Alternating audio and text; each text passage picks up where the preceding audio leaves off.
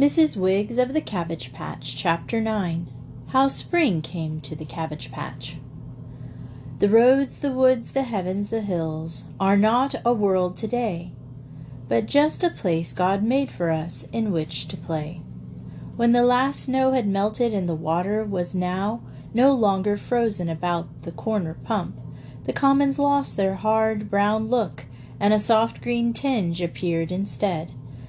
There were not many ways of telling when spring came to the cabbage patch. No trees shook forth their glad little leaves of welcome. No snowdrops brought the gentle message. Even the birds that winged their way from the southland hurried by without so much as a chirp of greeting. But the cabbage patch knew it was spring nevertheless. Something whispered it in the ear. A dozen little signs gave the secret away. Weeds were springing up in the fence corners. The puddles, which a few months ago were covered with ice, now reflected bits of blue sky. And the best token of all was the bright, warm sunshine that clung to the earth, as if to love it back into beauty and life again. One afternoon Mrs. Wiggs stood at her gate, talking to Redding. It was the first time he had been there since Christmas Day, for his first visit had been too painful for him to desire to repeat it. "Yes, indeed, Billy can go," said Mrs. Wiggs. "I'm mighty glad you drove him by home to get on his good coat. He never was to fair grounds before. It'll be a big treat. How's Mr. Dick today?" "No better," said Redding. "He coughed all night." "He was taken a nap asleep when I went to clean up this morning," said Mrs. Wiggs, "so I didn't disturb him. He ain't for long, poor feller." "No, poor chap," said Redding sadly. Mr. Wiggs saw the shadow on his face and hastened to change the subject. "What do you think of Asia's fence?" she asked. "What about it?" "She done it herself," said Mrs. Wiggs. "That and the pavement, too. Mrs. Crasmere's goat et up the flowers last year, and this year she fixed it different. Chris Hazy, that boy over yonder with Peg's stick, helped her dig the post holes, but she done the rest herself." "Well, she's pretty clever," said Redding, almost incredulously, as he examined the fence and the sidewalk. "How old is she?" 14, going on 15. "Asia, come here." The girl left the flower bed she was digging and came forward. "Not a very big girl, are you?" said Redding, smiling at her. "How would you like to go up to the towel factory and learn to do decorating?" Her serious face lit up with great enthusiasm. She forgot her shyness and said eagerly, "Oh, yes, sir, could I?" Before Redding could answer, Mrs. Wiggs broke in. "You'd be getting an artist, Mr. Bob. Them fingers of hers can do anything. Last fall she built that there little greenhouse out of old planks and kep' it full of flowers all winter. Put a lamp in during the cold spell. You oughter see the things she painted. And talk about mud pictures. She could just take some of that there mud under that horse's feet and make it look so much like you wouldn't know which was which." Billy's appearance at that moment saved Redding from the immediate disgrace. "You come to the office with Billy in the morning," he called to Asia as they started off. "We'll see what we can do." Asia went back to her diggings with a will. The prospect of work, of learning how to do things right, and above all of learning how to paint, filled her with happiness. "If I was you, I'd make that bed into the shape of a star," said her mother, breaking in on her reflections. "Why don't you make it into a mason star?" "What's a mason star like?" asked Asia. "Well, now, I ain't right sure whether it's got 5 points or 6. Either way will do. Land's alive, I do believe there comes Miss Lucy." Lucy Alcott had been a frequent visitor of late. Through Mrs. Wiggs she had gotten interested in Mrs. Schultz and often stopped in to read to the bedridden old lady. Here, of course, she heard a great deal about the acorns and the elite of the cabbage patch, whose domestic infacilities furnished the chief interest in Mrs. Schultz's life. Lucy had even stood on a chair at the invalid's earnest request to count the jars of preserves in the Acorn pantry. Later she had become acquainted with Miss Hazy, the patient little woman in the monochrome, whose whole pitiful existence was an apology when it might have been a protest. In fact, Lucy became an important personage in the neighborhood. She was sought for advice, called upon for comfort, and asked to share any joys. Her approach was usually heralded by a shout, "That's her a-comin'," and she was inevitably escorted across the commons by a guard of ragged but devoted youngsters.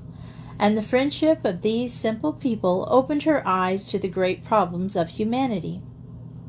As she worked among them and knew life as it was, the hard little bud of her girlhood blossomed into the great soft rose of womanhood. "Didn't you meet Mr. Bob up the street?" asked Mrs. Wiggs as she led the way into the kitchen. "Him and Billy have just left, going out to the fairgrounds. Mr. Bob's just naturally the best man I ever set eyes on, Miss Lucy. Got the biggest heart, and always doing something kind for folks. Just now talking about getting Asia a place at the tile factory. I don't see how you missed 'em. If he'd a-sawn you with them violets in your belt and them roses in your cheeks, I bet he wouldn't want." "Oh, yes, he would," said Lucy emphatically. "My roses don't appeal to Mr. Bob." "Well, he likes you eyes anyway," said Mrs. Wiggs determinedly to carry her point. "Who said so?" demanded Lucy. "He did. I asked him. I said they was regular star-eyed, just shining blue, with them black eyelashes rayin' out all round, and he said yes, that was the right name for 'em, star-eyes." There was a mist over the star-eyes as Lucy turned away. "That's right. Set right down there by the window. It's so pretty out today. It makes you feel good, clean down your back." "I believe you always feel that way," said Lucy, pulling off her gloves. "Don't you ever worry over things?" Mrs. Wiggs grew serious. "I'm lonesome for Jimmy all the time," she said simply. "Some folks goes right under when trouble comes, but I carry mine fur and easy." "I don't mean grieving," said Lucy. "I mean worrying and fretting." "Well, yes," admitted Mrs. Wiggs, taking a hot iron from the stove. "I've done that too. I remember once last winter I was tooken sick and got to pesterin' about what the children'd do if I died. There wasn't no money in the house, and they didn't know where to get none. All one night I laid there with my head most bustin' just worryin' about it. By and by I was so miserable I asked the Lord what I must do, and he told me." There was absolute conviction in her tone and manner. "Next morning," she went on, "soon's I could get over to the dispensary and asked for the chief doctor. 'Doctor,' I says, 'don't you buy corpses?' 'Yes,' says he, looking kind of funny. 'Well,' says I want to sell mine.' Then I told him all about it, and asked him if he wouldn't take my body after I was gone and give the money to the children. 'Will you put it in writin'?' says he. 'Yes,' says I, 'if you'll do the same.' So he drew up the papers, and we both signed, and a man with a spine in his back and a lady with a rheumatism witnessed it. And so you see," concluded Mrs. Wiggs, "I didn't die. You mark my words, it ain't never no use putting up your umbrella till it rains." Lucy laughed. "Well, you certainly practice what you preach." "Not always," said Mrs. Wiggs. "I'm afraid I used to worry some over Mr. Wiggs. Towards the last he used pretty often." Here Mrs. Wiggs tipped an imaginary bottle in her lips and gave Lucy a significant wink. Even in the strictest confidence, she could not bear to speak of the weakness of the late lamented. But no matter how bad he done, he always tried to do better. Mr. Dick sort of put me in mind of him about that. Who is Mr. Dick? He's Mr. Bob's friend. Stays at his rooms since he was took down. Is Mr. Redding sick? Asked Lucy, the color suddenly leaving her face. No, it's Mr. Dick. He's consumpted. I mean, up in his rooms every morning. He coughs all the time, just like Mr. Wiggs done. Other day he had an awful spell while I was there. I wanted to get him some whiskey, but he shook his head. I'm on the water cart, says he. Bob's driving it. He ain't no fatter'n a kitten needle and weaker'n water. You ought to see him watch for Mr. Bob. He sets by the window all propped up with pillars, and never takes his eyes off the corner. And when Bob comes in and sets down and tells him what's going on, he sort of feels better and picks up right off. He ain't got no folks nor nothing, just Mr. Bob. He surely does set store by him, just shows it ever way. That's right, too. I hold that it's wrong to keep everything bottled up inside. Your feelings is like raspberry vinegar.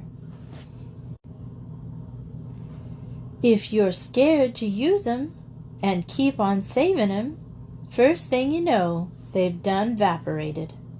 Lucy's experience had proved the contrary, but she smiled bravely back at Mrs. Wiggs, with a new tenderness in her face. You have taught me a lot of things, she said impulsively.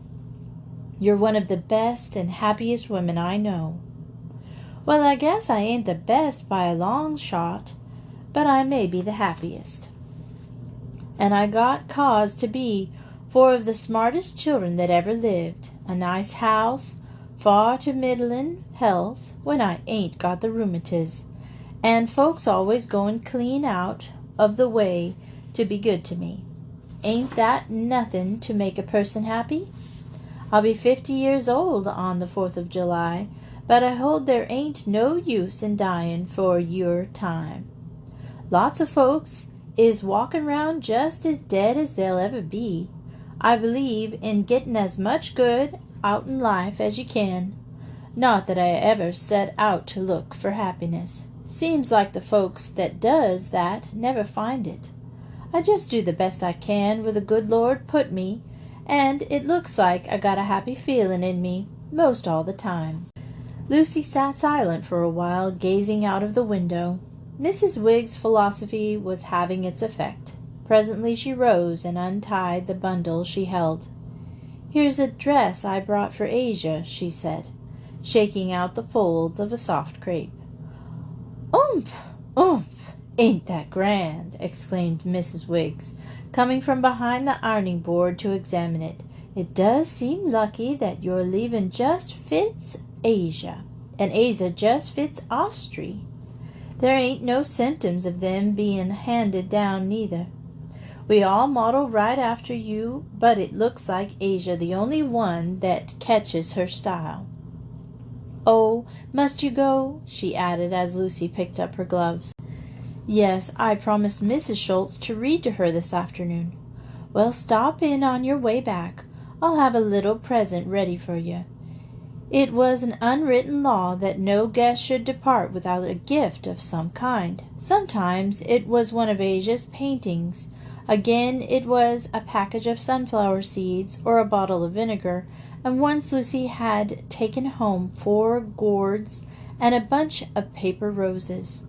I declare I never will get no work done if this weather keeps up, said Mrs. Wiggs as she held the gate open. If I wasn't so stove up and nobody wasn't lookin', I'd just skitter round in here yard like a colt. Chapter 10. Australia's Mishap. 'Tis one thing to be tempted, another thing to fall. Through the long afternoon Mrs. Wiggs sang over her ironing, and Asia worked diligently in her flower bed. Around the corner of the shed, which served as Cuba's dwelling place, Australia and Europeana made mud pies. Peace and harmony reigned in the shabby Garden of Eden until temptation entered and the weakest fell. "'Tain't no fun just keepin' on makin' mud pies," announced Australia, after enough pastry had been manufactured to start a miniature bakery. "Wish we could make some white cakes like they have at Mr. Bagby's," said Europeana. "Could we if we had some whitewash? I'll tell you what let's do. Let's take some of Asia's paint. She's gone to paint the fence with and make 'em green on top." "Ma wouldn't like it," protested Europeana. "Besides, I don't want my little pies green." "I'm going to," said Australia, beginning her search for the paint can. "It won't take but a little tiny bit. They'll never miss it." After some time, the desired object was discovered on a shelf in the shed. Its high position enhanced its value, giving it the cruel fascination of the unattainable. "Could you stand up on my shoulders, like the man in the show?" demanded Australia. "I'd fall off," said Europeana. "'Fraid cat," taunted her sister in disgust. "Do you reckon you could hold the chair while I climb up on the back? It ain't got no bottom." "Well, it don't need to have no bottom if I'm going to stand on its back," said Australia sharply. Leaders of great enterprises must, of necessity, turn deaf ears to words of discouragement. "You might get killed," persisted Europeana. "'Twouldn't matter," said Australia loftily. "'Twouldn't be but the 7th time. I got 3 more times to die. 'Fore you was born I was drowned out in the country, and that was 1 time, and then I fell in the ash barrel and was dead, that's 2 times. And then I ate the stove polish, and that's 4 times. And I can't remember, but the next time will be 7.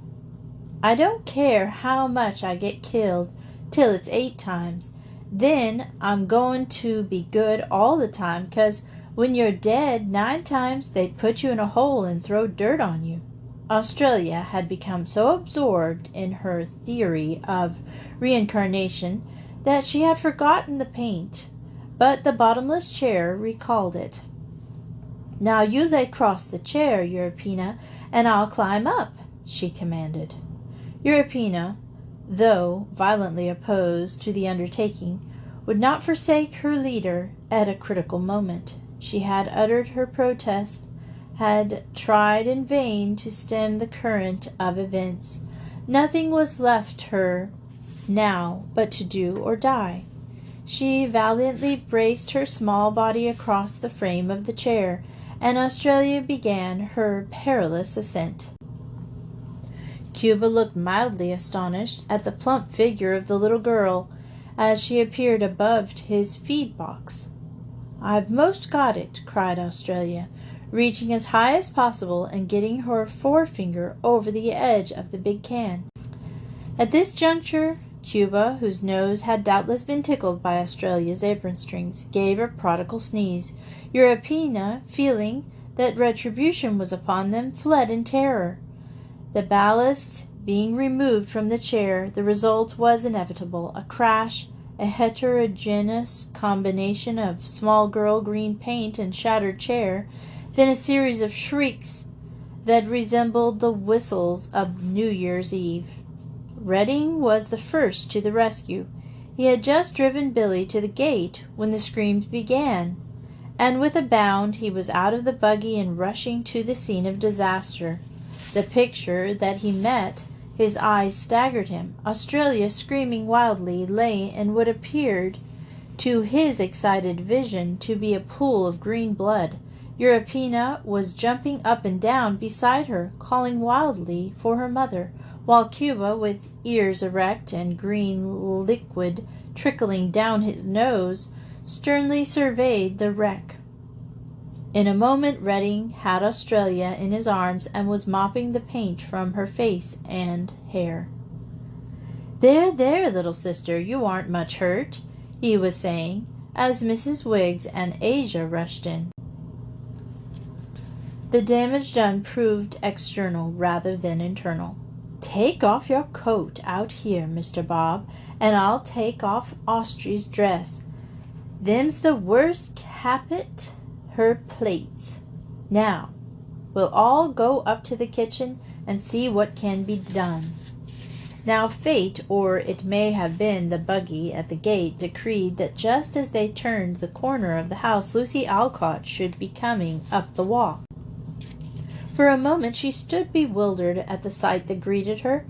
Redding, in his shirt sleeves, was leading Australia by the hand. The little girl wore a red flannel petticoat, and over her face and hands, to the full length of her flaxen braids, ran sticky streams of bright green paint. Involuntarily Lucy looked at Redding for explanation, and they both laughed. "Ain't it lucky it was the back of her head and not the front?" said Mrs. Wiggs, coming up. "It might have put her eyes out. Poor child! Come right in, and let's get to work." Billy was dispatched for turpentine. Lucy, with an apron pinned about her, began operations on Australia's hair, while Redding sat helplessly by, waiting for Mrs. Wiggs to make his coat presentable. "I'm afraid her hair will have to be cut," said Lucy ruefully, as she held up a tangled snarl of yellow and green. "All right," said Mrs. Wiggs promptly. "Whatever you say is all right." But Australia felt differently. Her sobs, suppressed for a time, broke forth afresh. "I ain't going to have my hair cut off," she wept. "Just leave it on its way." Mrs. Wiggs commanded, and Lucy entreated in vain. Finally Redding drew his chair up in front of the small girl. "Australia, listen to me just a moment, won't you please?" She uncovered one eye. "You wouldn't want green hair, would you?" A violent shake of the head. "Well, if you will let Miss Alcott cut off all that green hair and give the pretty curls a chance to grow back, I'll give you, let's see, what shall I give you?" "A doll, buggy, and dishes," suggested Europeana, who was standing by. "Yes," he said, "a doll, buggy, and dishes, and $1 besides." Such munificence was not to be withstood. Australia suffered herself to be shorn, in view of the future tempering of the wind. "You oughter be a hoss trainer, Mr. Bob," said Mrs. Wiggs. "Your voice just makes folks do things." "Not everybody, Mrs. Wiggs," he said grimly. "Where do you suppose Billy's went with turkentine? I declare that boy would be a good one to send after trouble."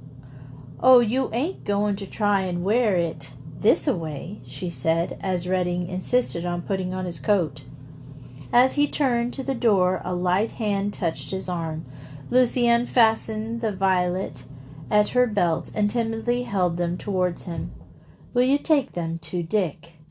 she faltered. He looked at her in amazement. For a moment neither spoke, but her eyes made the silence eloquent. They told the secret that her lips dared not utter. There are times when explanations are superfluous. Redding threw discretion to the wind, and regardless of the Wiggs and the consequences, took the Christmas lady in his arms. It was not until Mrs. Wiggs saw their buggy disappear in the twilight that she recovered her speech. "Well, it certainly do beat me," she exclaimed, after a fruitless effort to reconstruct her standard of propriety. "I've heard of painters' colic, but I never knowed it to go to the head before."